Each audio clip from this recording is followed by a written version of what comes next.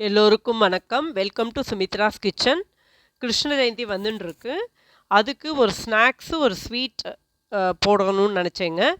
அதுக்காக தான் இந்த முறுக்கு பாதாம் கேக் போட்டிருக்கேன். ஆல்ரெடி எல்லா டைப்ஸ் ஆஃப் சீடை எல்லா முறுக்கும் போட்டிருக்கேங்க நம்ம சேனலில். செக் பண்ணி பாருங்கள். தென் தேங்காய் பர்ஃபி இருக்குது, ரவா லட்டு இருக்குது, பைத்தம்பருப்பு லட்டு இருக்குது, மா லட்டு இருக்குது, எல்லாம் பாருங்கோ. யூஸ்வலாக நம்ம எப்போவுமே என்ன பண்ணுவோம்னா, கடையில் வாங்கின மாவோ இல்லை ஈர அரிசி ஊற வச்சுட்டு அதை மாவு அரைச்சின்னு வந்தோ பண்ணுவோம். இன்றைக்கி நான் கொஞ்சம் டிஃப்ரெண்ட்டாக ட்ரை பண்ணியிருக்கேங்க.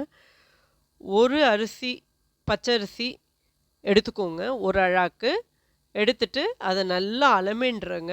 அலமின்ட்டு 1க்கு 2 தண்ணி போட்டு ஊற வைங்கங்க. ஊற வைக்கிறது ஒரு 3 to 4 hours ஊற வைக்கணுங்க. அப்புறமா கிரைண்டரில் தண்ணியை வடிச்சிட்டு போடுங்க. ஏன்னா அவ்வளோ தண்ணி போட்டிங்கன்னா கிரைண்டரில் அரைக்காது. தண்ணியை வடிச்சிட்டு நல்லா மை மாதிரி அரைச்சி எடுத்துக்கோங்க. இந்த தண்ணி வடித்து வச்சுருக்கீங்களங்க, அதையும் இதோடு சேர்த்து நல்லா இப்படி கலந்து வச்சுட்டுருங்க. இது தாங்க மாவு. இதுக்கு வேண்டிய அளவு உப்பு போட்டுருங்க. உப்பு போட்டுட்டு இதை நம்ம என்ன பண்ண போகிறோன்னா, வாண்டியில் நல்லா போட்டுட்டு இதை நல்லா கிண்டிட போகிறோம். ஒரு வாண்டியில் கொஞ்சமாக நல்லெண்ணெய் போட்டுக்கோங்க. போட்டுட்டு இந்த மாவை போட்டுட்டு நல்லா கிண்டிக்கோங்க. ஒரே ஒரு டிஸ்க்ளைமர் தாங்க, என்னென்னா இது நிறையா மாவு போட்டு கிண்டிங்கன்னா உங்களால் டெஃபினட்டாக கிண்ட முடியாது. 1.5 அழாக்கு மேக்ஸிமம் போட்டுக்கோங்க. அதுக்கு மேலே போட்டிங்கன்னா கிண்ட முடியாது. ஏன்னா இந்த மாவு அப்படியே நம்ம கரண்டியில் வச்சுட்டு கரண்டியே ரொம்ப கனமாயிடும், கிண்டுறது ரொம்ப கஷ்டமாயிடும். எல்லாமே வீடியோ எடுத்து போட முடியலங்க. ஏன்னா நானே லெஃப்ட் ஹேண்டில் வீடியோ எடுத்துட்டு ரைட் ஹேண்டில் சமைச்சுட்டுருக்கேன். அதனால் மேக்ஸிமம் முடிகிற அளவுக்கு என்னால் வீடியோ எடுத்து போட்டிருக்கேங்க. இது கிண்டுறப்ப நீங்கள் டெஃபினட்டாக இடுக்கியில் பிடிச்சிட்டு தாங்க கிண்டணும். கிண்டிட்டு அதை நல்லா அந்த சூட்டோடு மூடி வச்சுடுங்க. இதுக்கு நான் 1 ஸ்பூன் உளுத்தம்பருப்பு போட்டு நல்லா செவக்க வறுக்க போகிறேன். அது கொஞ்சம் செவந்துட்டே இருக்கும்போதே அதில் ஒரு 2 ஸ்பூன் பொட்டுக்கடலை போட்டுட்டு அந்த சூட்டோட ஒரு 2 பெரட்டிட்டு அந்த இலுப்பச்சட்டியை ஆஃப் பண்ணிவிடுங்க. ஆஃப் பண்ணிவிட்டு அதை ஒரு தட்டில் எடுத்து தனியாக வச்சுக்கோங்க. இதை இப்போ நம்ம மிக்சியில் போட்டு அரைக்க போகிறோம். இதை நம்ம மிக்சியில் போட்டுட்டு நல்லா நைஸாக அரைச்சி அதை ஜல்லடையில் போட்டு நல்லா ஜலிச்சிடுங்கங்க. இந்த மாவு நல்லா நைஸாக இருக்கணும். அதனால் ஜல்லடையில் ஜலிச்சுட்டேன். இதுக்கு கொஞ்சமாக வேணால் உப்பு போட்டுக்கோங்கங்க. அந்த பொட்டுக்கடலை மாவு அளவுக்கு உப்பு போட்டுக்கிட்டா போதும். தென் எள்ளு போட்டிருக்கேன். இதிலே கொஞ்சம் பெருங்காயமும் போட்டுக்கோங்க. இப்போ இந்த மாவு ஆறிடுச்சு. ஸோ இதுலேருந்து ஒரு பாட் எடுத்திருக்கேன். நான் ஆக்சுவலி 1/2 அழாக்கு தான் பண்ணியிருக்கேன் இன்றைக்கி.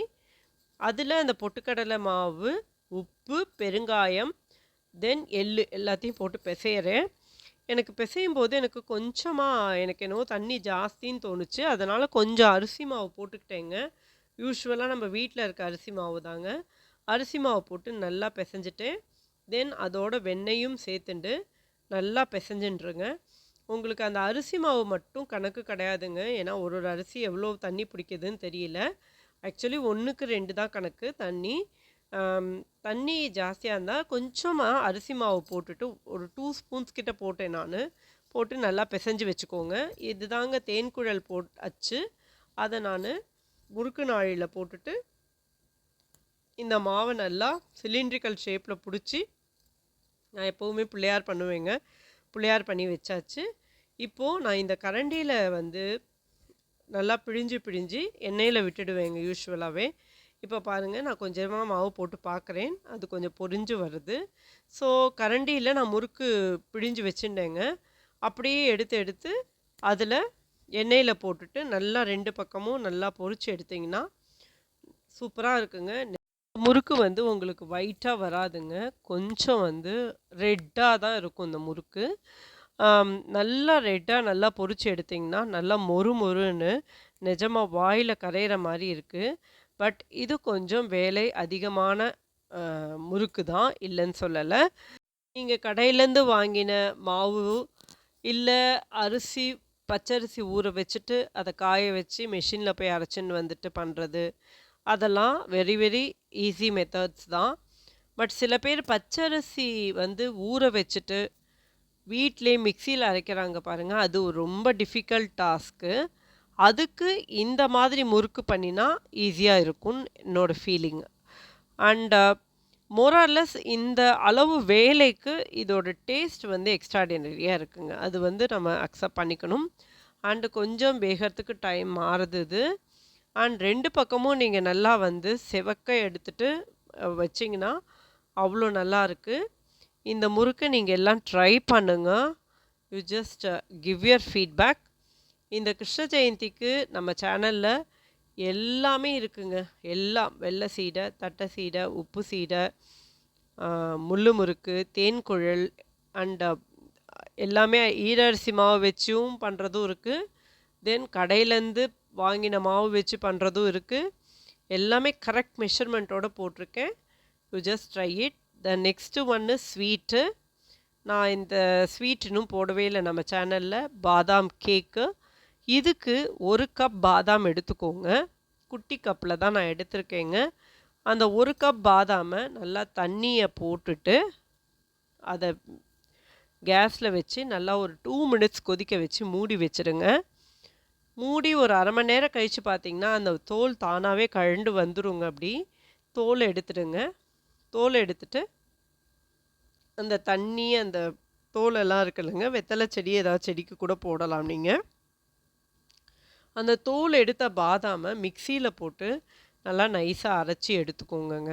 இந்த பாதாம் அரைச்சிருக்கோம்ல, அந்த விழுதை எடுத்து தனியாக தட்டில் வச்சுக்கோங்க. இப்போ இந்த மிக்ஸி ஜாரில் ஒரு அரை டம்ளர் போல் தண்ணி போட்டுட்டு அதை நல்லா அலம்பிட்டு அதில் 1 டம்ளர் பாதாமுக்கு 1 டம்ளர் சர்க்கரை போட்டு அதை நல்லா மிக்ஸ் பண்ணி வச்சுக்கோங்க. இப்போ அதை சூடு பண்ண போகிறோங்க. அது நல்லா கரையட்டும். அது நல்லா கரைஞ்ச உடனே கரைஞ்சிட்டு ஜஸ்ட்டு ஒரு இந்த மாதிரி ஒரு நுரைச்சின்னு வந்தால் போதுங்க.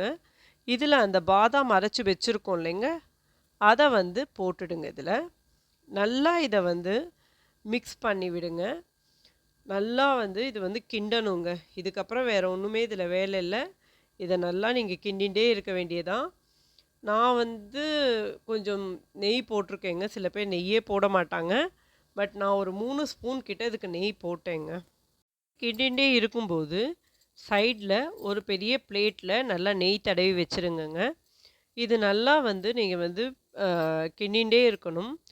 இந்த பாதாம் கேக்கை பொறுத்த வரைக்கும் இந்த மாதிரி சிம் பண்ணிக்கோங்க, பெருசு பண்ணிக்கோங்க. அந்த மாதிரி மாற்றி மாற்றி பண்ணிவிட்டு கிண்டணுங்க. சில சமயம் இந்த மாதிரி ஸ்டேஜில் அது என்ன ஆகும்னா, நம்ம மேலேயே வந்து தெளிக்கும். இந்த பாதாம் கேக் வந்து அப்படியே மேலே வந்து தெளிக்கும். ரொம்ப சுடும். ஸோ பார்த்து பண்ணணும். பாருங்கள், நெய் போட்டிருக்கேங்க. இப்போ இந்த இந்த பதம் பார்த்திங்கன்னா அப்படியே வான்லியை விட்டு வர்றது இல்லைங்களாங்க. இதுக்கப்புறம் ஒரு 3 to 4 மினிட்ஸ் நல்லா கிண்டி வச்சிட்டிங்கன்னா அல்வா பதங்க அதுதான். ஆனால் நம்ம அல்வா பண்ணலை. நம்ம இப்போ வந்து பாதாம் கேக் பண்ண போகிறோம். ஸோ அதனால் இன்னும் நீங்கள் கிண்டணும். இந்த பாதாம் கேக்கை பொறுத்த வரைக்கும் பாதாம் வந்து நீங்கள் புதுசாக வாங்கின்னு வந்து பண்ணிங்கன்னா அந்த கேக் வந்து நீங்கள் பண்ணி போடும்போதே நல்லா கிறிஸ்பாக வருங்க. இப்போ இந்த இடத்துல வந்து நம்ம செக் பண்ணலாங்க, இதை வந்துடுதா இல்லையான்னு பாருங்களேன். இப்போ நீங்கள் திருப்பி போட போட பார்த்தீங்கன்னா கீழே அப்படியே ட்ரை ஆகிட்டு இருக்கு. அது ஒரு பதம்.